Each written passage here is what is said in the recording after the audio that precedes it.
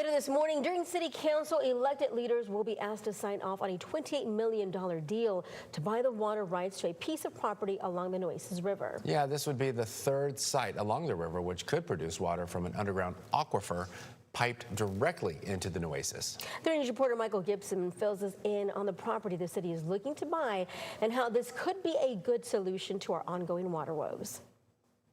This is the 2,400 acres of property that the city is looking to buy the water rights to. It sits along Highway 624 near the intersection with 666. Currently, we're doing some preliminary hydrogeologic studies to better identify locations for wells on the property. And we're having our hydrogeologists look at potential yield. That property not only has a lot of room to drill new wells, it already has 6 in place. City Manager Peter Zanoni says those have been drilled on the site by the property owners. He says each well produces up to 1 million gallons a day. He says if council approves the deal, then the new well field would need to produce 10 to 20 million gallons of water a day to help offset the loss of our 2 western reservoirs. We need to take into consideration the people that live out there, the farmers, the ranchers, and that whole community. They depend on groundwater. What studies has the city done? I've not seen anything that tells them they can go and do that.